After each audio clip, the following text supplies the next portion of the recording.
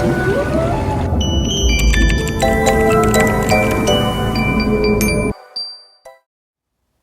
بعدی ما نگ نگ نگ نگ یا به کره‌ای نوشته میشه انگ. بچه‌ها این انگ خیلی حرف جالبی هستش.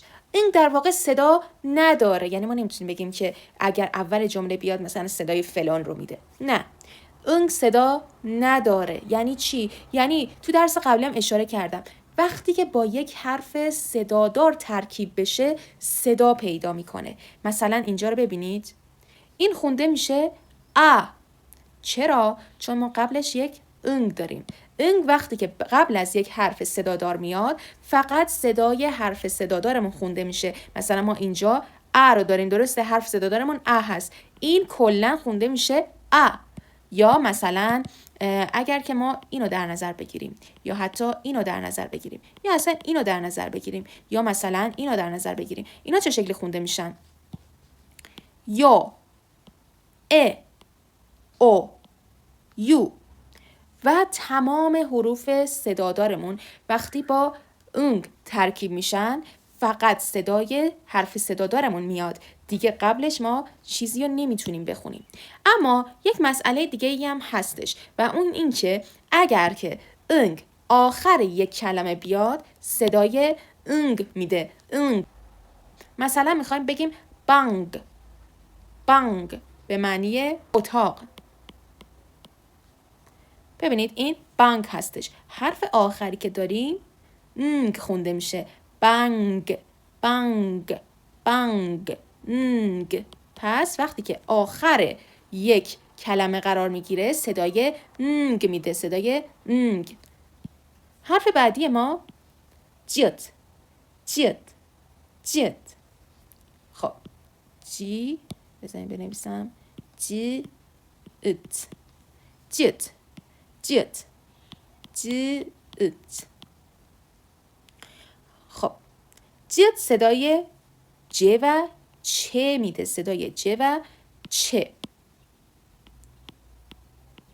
کی صدای ج میده و کی صدای چ میده؟ وقتی که اول میاد صدای ج میده و وقتی آخر یک حرفی میاد صدای چ میده.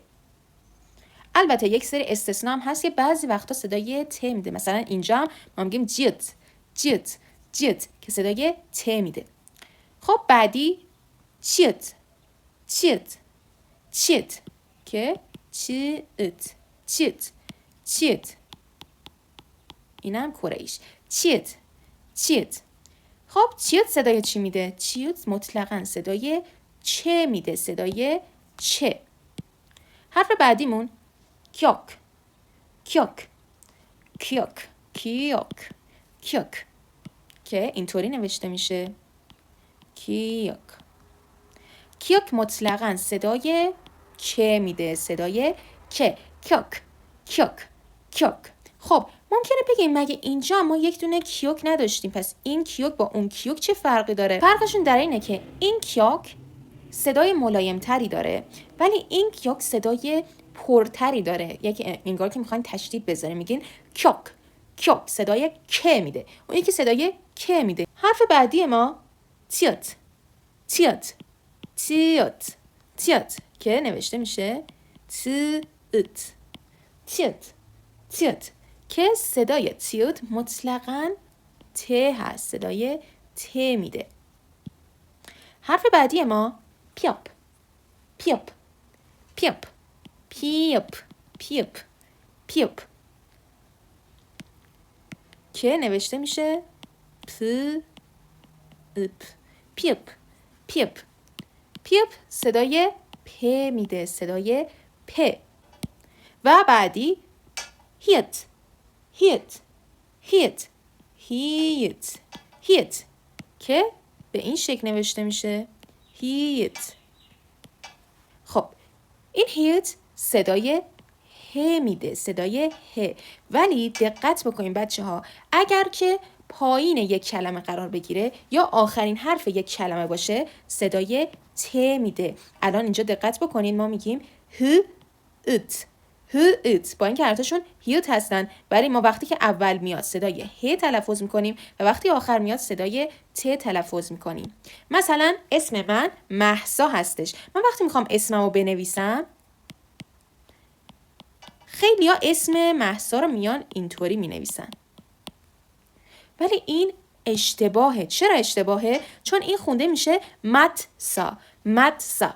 خب ما نمیخوایم بگیم متسا، من که اسمم متسا نیست، من اسمم مهسا هستش. وقتی که آخر قرار میگیره صدای ت میده، پس این اشتباهه. من اگر بخوام اسممو بنویسم مینویسم مهسا، مهسا، چون که باید این هیوت طوری قرار بگیره که صدای ه بده، نه اینکه صدای ت بده. پس ما یک دونه ا بهش اضافه میکنیم که بتونیم بگیم مهسا، مهسا، مهسا. اونا نمیتونن بگن مهسا، میگن مهسا، مهسا. خب ما تا اینجا 14 تا حرف بی صدا رو یاد گرفتیم. چند تا از حروف بی صدامون موندن که الان میخوایم بهشون اشاره بکنیم. قبلش بیاین یه مروری داشته باشیم. کیوک، نیان، دیگت، ریل، میام، بیاب، شات، انگ، جات. خب اینا رو هنوز یاد نگرفتیم. کیوک، تیوت، پیاب، چیوت و هیوت. درسته؟ که گفتیم صداهاشون چیه؟ کیوک رو گفتیم صدای گ و که میده. نیون رو گفتیم صدای نه میده. دیگت رو صدای د و ت. ریل صدای ر و ل. میام صدای م. بیاب صدای ب و پ. شیوت صدای س و ت و ش. انگ صدای هیچ صدایی نداره، ولی اگر آخر بیاد صدای انگ میده. چیوت صدای ج و ت. کیوک صدای که. تیوت صدای ت. پیوب صدای پ. چیوت صدای چه و ت. هیوت هم صدای ه رو میده. خب بچه‌ها، قبل از اینکه ما این موارد رو یاد بگیریم، بهتره که یک صحبتی راجع به این قضیه داشته باشیم. ببینید، این شبیه اینه، درسته؟ این یکی شبیه اینه. این یکی شبیه اینه. صداهاشون رو میگم ها. این یکی شبیه اینه. و این یکی هم شبیه اینه. درسته؟ خیلی شباهت دارن، هم از لحاظ ظاهری هم از لحاظ تلفظی. یا اگه یادتون باشه گفتیم که این صدای گیوک هست، این کیوک. این یکی تیوت هست، این دیگت هست، این پیوب هست، این بیوب هست، این چیوت هست، این جیوت هست، این هیوت هست و این انک هستش. یادتونه؟ خب حالا بیاین یک صحبت ریزی داشته باشیم راجع به اینکه فرق این دوتا با همدیگه چیه، چه فرقی با همدیگه دارن. به این موارد ما میگیم aspirated، یا حروفی که توش تشدید داره، صدامون یکم پلوفتر میشه، یکم تشدیددار میگیم. مثلا این رو اگر ما میگیم کیوک، اینو میگیم گیوک. یا اگر اینو میگیم دیگت، اینو میگیم تیت. یکم تشدید میذاریم و قوی‌تر بیانشون میکنیم. حالا علاوه بر این دوتا مورد ما یک سری حرفای دیگه داریم که به اینا میگن tense یا double consonants، حروف بی صدای ترکیبی بهشون میگن. حالا این حروف صدای ترکیبی در واقع چی هستن؟ تشکیل شده از دو تا حرف بی صدا هستن. ببینید این شبیه اینه، درسته؟ یا مثلا این شبیه اینه، یا این شبیه اینه، درسته؟ این شبیه اینه و این هم شبیه اینه. میبینید چقدر شبیه هم، فقط انگار که دو تا کنار هم قرار گرفتن. خب اینا فرقشون با این حروف دیگه چیه؟ بچه‌ها اینا هم دقیقا صداشون با اون یکی ها فرقی نداره. اگر که این کیوک هستش، این سنگیوک هستش. اینا ما گفتیم خونده میشه کیوک، درسته؟ گفتیم میگیم کیوک.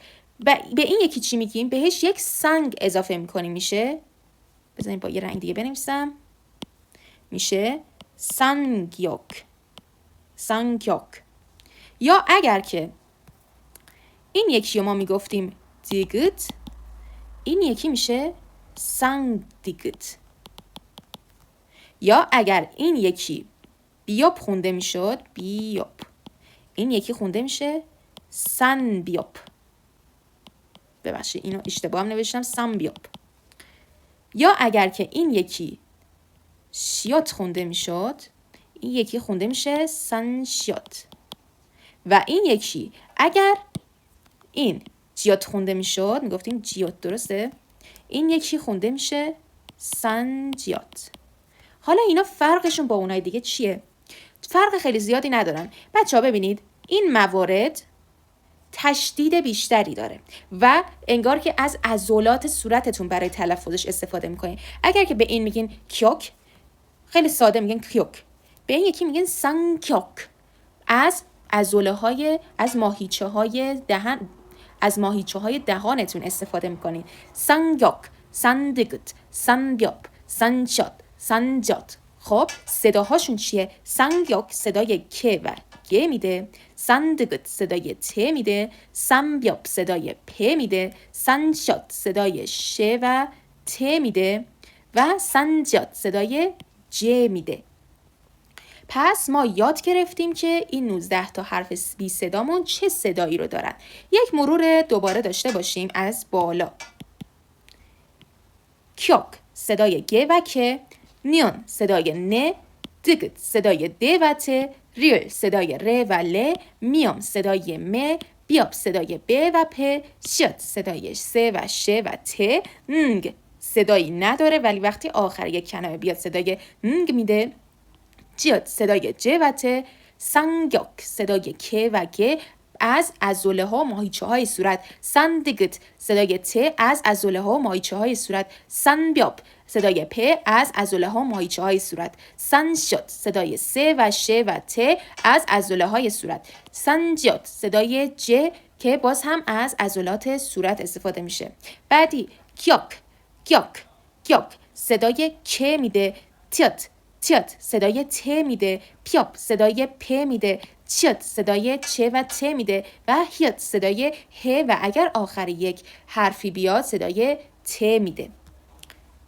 خب ما تا اینجا 19 تا حرف بی صدا رو یاد گرفتیم و همچنین 14 تا حرف صدادار رو هم یاد گرفتیم. فقط مونده این بخش رو یاد بگیریم که توی درس بعدی بهش کامل میپردازیم.